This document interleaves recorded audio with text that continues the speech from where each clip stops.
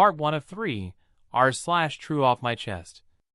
Title: My boss used to bully me. Now I'm his boss. Part 1.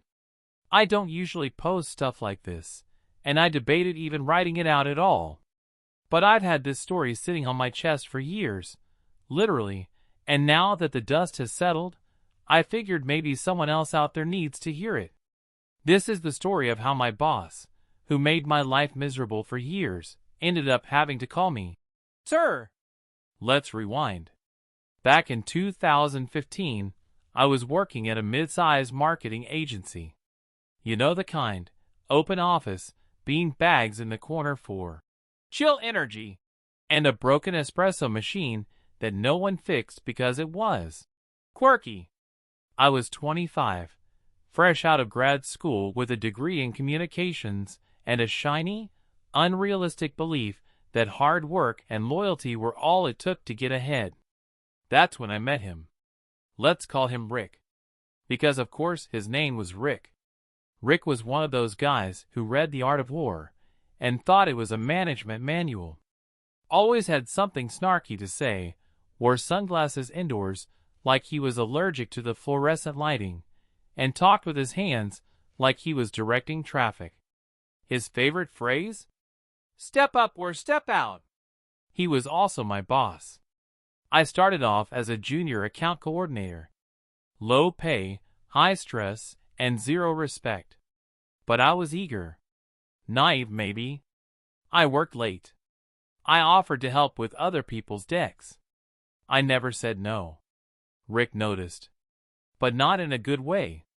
Instead of mentoring me, like he did with certain other employees, aka the ones who laughed at his jokes, he made me the office punching bag. Jesus, try not to stutter through the client call next time, he said once, in front of the entire team. Another time. You look like you slept in that shirt. You trying to scare the client into saying yes? Every meeting was a minefield. He'd rolled his eyes when I spoke. Correct me mid-sentence. Once, I spent a whole weekend putting together a pitch deck he'd forgotten to assign, only for him to present it as his own without even a nod in my direction. I wish I could say I stood up for myself. I didn't. I needed the job. My student loans were no joke, and I was still recovering from a messy breakup that had left me basically couch surfing for a while. So I swallowed it. All of it. There was this one day. I remember it like a movie scene. A Thursday.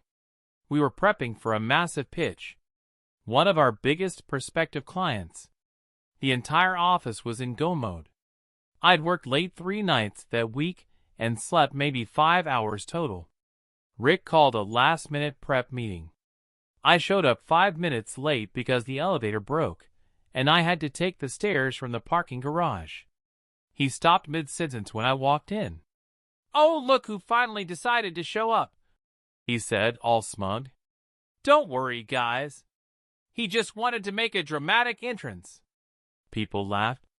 Nervous laughter. Not real. I mumbled. Sorry. Elevator was down. Rick smirked. Yeah. Maybe next time try being on time like the rest of us. Or do you need us to call you a wake-up service? I felt my ears burn. My heart was pounding. I looked around the room.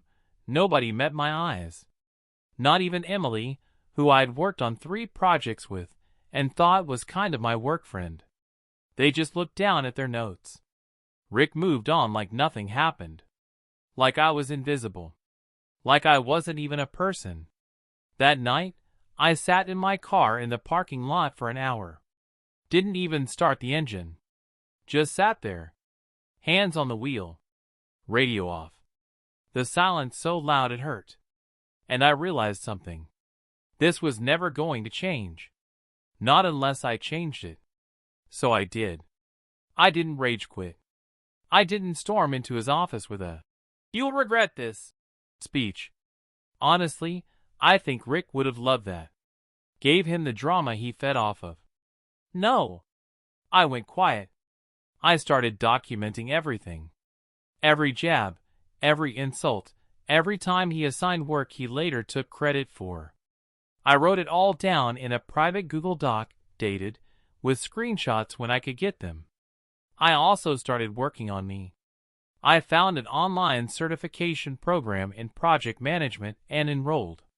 Nights, weekends, holidays, didn't matter.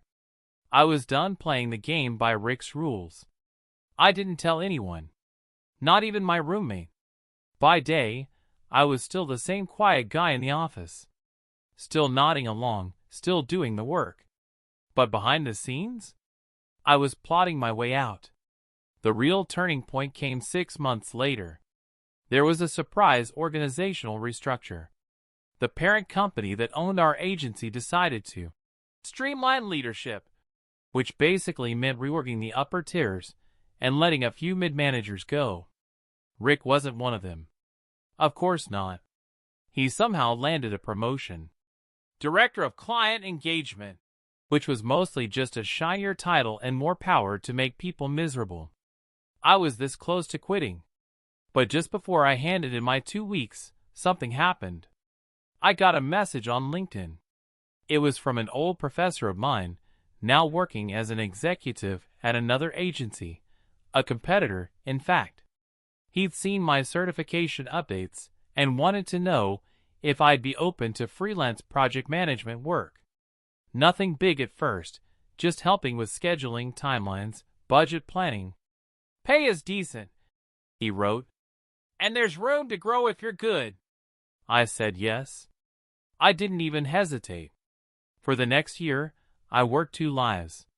By day, I was still stuck in Rick's circus. He didn't even notice I'd quietly been removed from most client-facing roles. I think HR got a few quiet complaints about his treatment of me. He probably thought I was being sidelined.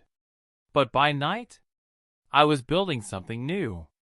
The side gig turned into a contract. The contract turned into part-time. And eventually, I got a full-time offer from that same competitor agency. Higher pay. Better title. A team that respected me. I left Rick's company in 2018 with a generic 2-sentence farewell email. I didn't even bother listing Rick as a reference. The day I walked out, I swear to God, it felt like oxygen for the first time in years. The next few years, I thrived. My new agency grew fast, and I grew with it. I got promoted twice. Led multi-million-dollar campaigns. Became the youngest VP in the company's history. And then came the merger. Our agency and Rick's were merging under a larger umbrella firm. New leadership, new structure, and new roles to fill. Guess who got tapped for head of client strategy for the entire East Coast? Yep, me.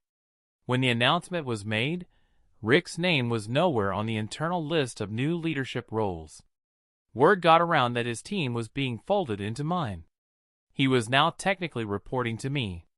I was his boss. I didn't gloat. I didn't send a smug email. But I did schedule a 1:1 onboarding call. Just me and him. For the first time in years. He entered the Zoom room late. No surprise. Wearing his signature too-tie dress shirt, slightly older now, but still smug. Except this time, I noticed something new. Nervousness. He smiled. Well, look who's climbing the ladder. I smiled back, calm, professional. Hi, Rick. Let's talk about your transition under my team. Part 2 of 3, r/true off my chest. Title, My Boss Used to Bully Me. Now I'm his boss. Part 2. So there we were. Rick, my old tormentor, sitting on a Zoom call, nervously straightening his collar, and trying to act casual while realizing the one guy he used to humiliate was now in charge of his professional fate. Life's weird like that. I didn't rub it in. That's not me. But I wasn't going to pretend, either. I was in this role because I earned it. I survived his garbage leadership, climbed out, built something real, and now I was here for a reason. The onboarding call was brief. I kept it professional. Thanks for joining, Rick, I said. Let's walk through the new org structure and where your team will fit in. He smirked. Sure. I guess I report to you now, huh? I smiled politely. Yep. Just that. No gloating. No sarcasm. Just confirmation. He nodded slowly, then leaned back in his chair. Well, I'm sure we'll make it work. Make it work. Like we were equals in this. Like it wasn't his behavior that had driven talent away, stalled projects, or nearly tanked our old agency's biggest account, which I later found out was the real reason for the merger push. But whatever. I wasn't here for drama. I had a team to lead, a department to rebuild, clients to win. Rick was just another cog in the machine now. After the call, I sat back and just stared at the screen for a while. I won't lie, there was a very real, petty part of me that wanted to post a victory selfie with a caption like, "To all the Ricks out there, we're coming for your chairs." But instead, I texted my old roommate, the only person who knew the entire backstory, and just said, "He reports to me now." She replied in under 10 seconds. I'm screaming. Buy champagne. Steal his mug. Over the next few weeks, the integration process moved fast. The leadership team had a clear mandate: shake things up, clean house if needed, and rebuild with performance in mind. That meant one-on-ones, performance reviews, strategy presentations, the works. I made it clear from day one that I wasn't interested in politics or grudges. I judge people based on results, not history. But Rick, he wasn't ready to let go of the past. His first move was subtle. He CC'd me on an email to his team where he referred to me as Acting Strategy Coordinator, not my actual title, which was Head of Client Strategy East Coast. I let it slide. The next time, he questioned one of my directives in a group meeting. Not openly insubordinate, but just enough pushback to create confusion. We never used to do it that way, he said. Are we sure that aligns with what the client expects? I looked at him deadpan. Yes. I wrote the new guidelines. They've been approved. He nodded, like he was doing me a favor by backing down. But the final straw?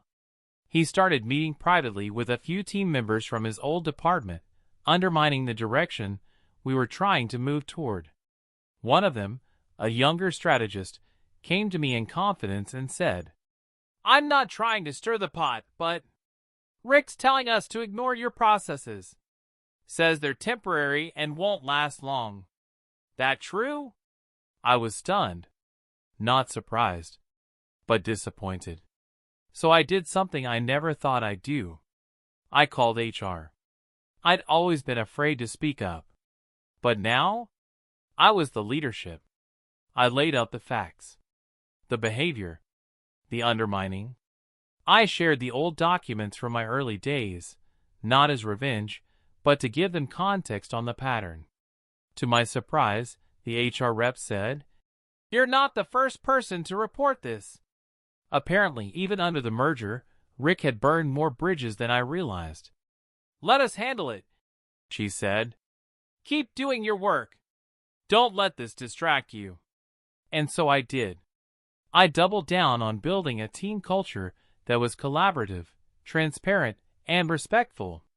I promoted a junior strategist who reminded me of myself at that age. I brought in new tools, updated SOPs, streamlined communication with clients. Morale improved within weeks. We even won back a major account we'd lost under the old regime. That's when the CEO, the real boss, called me. We've been watching the transition, he said. You're doing great work. There's going to be an executive retreat in October. I'd like you to lead one of the strategy sessions. I was floored. He continued. Also, we're looking to formally restructure the regional executive board. There's a spot opening. Based on how things go, you're our top candidate. I hung up the phone stunned. It hit me then. I wasn't just Rick's boss now. I was about to be his boss's boss. Part 3 of 3, r/true off my chest. Title, My boss used to bully me. Now I'm his boss. Final. If you've made it this far, first of all, bless you. You've got more patience than I ever did when Rick was monologuing about alpha energy in company meetings. But here we are. The final chapter. When we left off, I'd just gotten off a call with the CEO who'd said, in so many words, that I was the front-runner for a soon-to-be-open seat on the regional executive board, which meant I wouldn't just be Rick's boss. I'd be part of the team that decided whether Rick even kept his job. Let me tell you, the emotional whiplash of that moment? Insane. I sat there thinking, this can't be real. This cannot be real life. I half expected to wake up back in my old sad Corolla in that office garage, chugging cold gas station coffee before another 12-hour day of eating crap from the Rick show. But it was real. And it was about to get weirder. A week after that call, we had the executive retreat. Some big hotel outside Boston, white tablecloths and name tags and enough coffee to float a battleship. I was there early, partly because I was nervous, partly because I'd been tapped to lead one of the strategy sessions. That's when I saw him. Rick. Wearing the same smug expression I'd seen 100 times, except now it looked thinner. Like it didn't quite fit his face anymore. He walked up to me during the first coffee break. "Hey," he said. "Crazy seeing you here." "Not that crazy," I replied, flipping through my notes. He looked around the room. "A lot of changes happening, huh?" I nodded. "All good ones, hopefully." Then he said it. The line I'll never forget. "Look, I know we've had history, but water under the bridge, right? Clean slate?" I paused. Now, don't get me wrong. I wanted to say yes. I really did. I believe people can change. I wanted to believe Rick could grow, or at least try to. But what came next told me he hadn't learned a damn thing. He smirked and added, "Besides, I always knew you had potential. You just needed someone to toughen you up." I blinked. Slowly. "You think that's what you did?" I asked. "Toughen me up?" "Sure," he said. "You're killing it now. So it must have worked, right?" Let me be clear. I've had my share of moments where I imagined telling Rick off in glorious cinematic fashion, with orchestral music swelling behind me and slow clapping from the entire office. But standing there, in a room full of people who respected me, I realized he wasn't worth a monologue. I just smiled and said, "Good to see you, Rick," then walked away. The retreat went well. My session got great feedback. One of the execs even told me afterward, "We've needed your kind of leadership for a while." I flew home on a high. 3 days later, it was official. I was voted onto the board, the youngest in the company's history. With that role came oversight of 3 departments, including Rick's. The next month was a blur of transition planning, client portfolio reviews, and performance check-ins. I didn't single Rick out. I treated him like any other department head. Fairly. Professionally. But Rick couldn't help himself. He tried to pull his old tricks. Undermining. Gatekeeping information. Passive-aggressive remarks during calls. My personal favorite? During a Zoom with a major client, he interrupted me to say, "I think what he means is..." I stopped him right there. "No, Rick. I meant what I said. Please don't speak for me." He froze. The client raised their eyebrows. And that was that. After the call, he messaged me. "Didn't mean to step on toes. Just trying to help." I didn't reply. There was nothing to say. Eventually, the metrics spoke louder than anything else. Rick's department was underperforming. Low client satisfaction, delayed deliverables, high turnover. It was impossible to ignore. And now, for the first time, I had the authority to do something about it. But I didn't want to fire him. Not yet. Instead, I scheduled a formal performance review. We sat down, just the two of us, in one of the new glass-walled conference rooms. I had his metrics printed out, highlighted, annotated. A full report. I went through it piece by piece. Calm. Professional. No drama. At the end, I said, "So here's the situation. Based on these numbers and feedback from your team, you have two options." He raised an eyebrow. "Option 1, I continued, we put you on a formal performance improvement plan. New KPIs, weekly check-ins, full transparency." He shifted in his chair. "Option 2, I said, you resign. No drama. No black marks. I'll even approve a neutral reference." Rick stared at me. "You're giving me a choice?" he said. I nodded. "That's more than I got." He looked away. His jaw clenched. For a second, I thought he'd blow up, pull some "you can't do this" speech like he used to.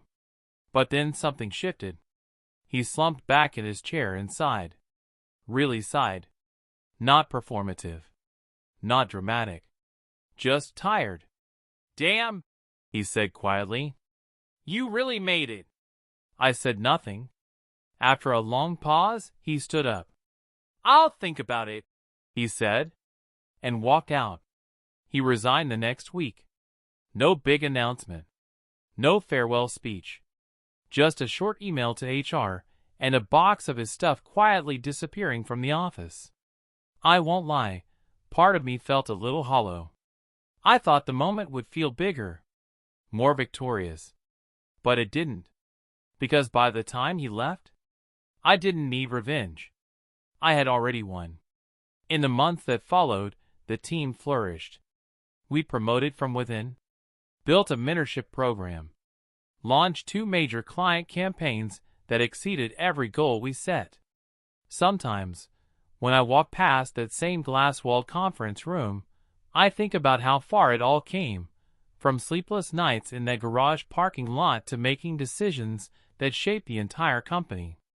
And every once in a while, someone on the team will come to me after a rough meeting or a difficult presentation and say, "Hey, thanks for having my back." I always smile, because I remember what it felt like when no one did. So yeah, that's the story.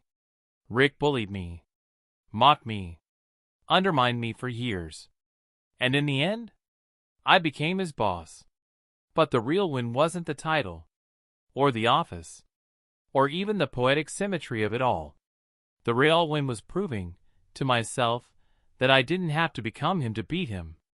I could rise above, and bring others with me. If you've got a Rick in your life, hang in there. Work hard. Stay kind. Keep receipts. And when the time comes, lead like nobody led for you.